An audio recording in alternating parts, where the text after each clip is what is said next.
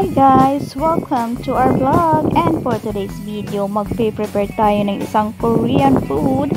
At eto, makikita ninyo ang seaweeds, century tuna, at ang mayonnaise. So ano kaya itong ipi-prepare natin for today? Ayan, meron din tayong bagong lutong kanin. Ayan, mausok-usok pa. Ayan, so ayan, scoop tayo ng mga 4 scoop hanggat mapuno itong ating mangko. Ayan. So, habang mainit pa yung rice, mas magandang i-prepare siya na mainit pa para mas masarap. Ayan. Ilagay natin dyan. Napakasimple lang nito guys, pero napakasarap. Paboritong paborito to ng anak ko na si JP. Ayan. So, buksan na natin itong ating century tuna. Okay. Isang lata yan. At ang lahat ng laman nito ay ibubuhos natin. Okay. Kasama syempre yung oil niya. So, hindi ito spicy guys. Since bata ang kakain. Pero kung bet ninyo yung spicy flavor ng century tuna, push nyo yun. Ayan. Ayan, ubusin na natin para mas masarap. Then, buksan na natin ang mayonnaise. So, itong mayonnaise natin guys, hindi natin siya ubusin. Kalahati lang.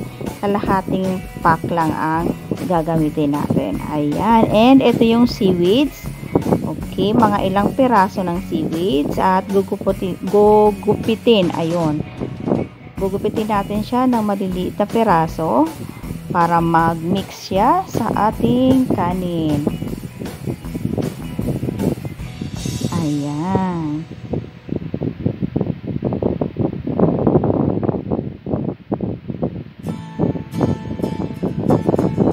Alright, there we go. Then, i-mix-mix natin yan. I-mekos-mekos natin yan. Ayan.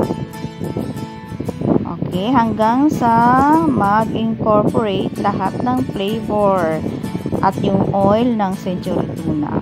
So, ang texture niya guys, magiging moist siya na may pagka-oily. Alright, ayan. So, that's it guys. Ayan na, ganyan lang siya kabilis. Okay, and syempre, tikiman time. Alright.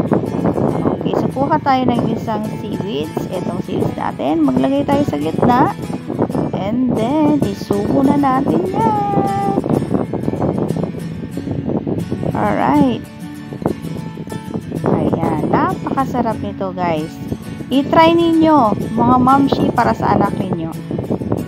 Alright, so ito yung nagawa natin. Ayan. Okay, ganyan lang siya guys. So, ready na siyang kainin. Napakasarap. That's it for today's video. Thank you so much for watching. Bye-bye.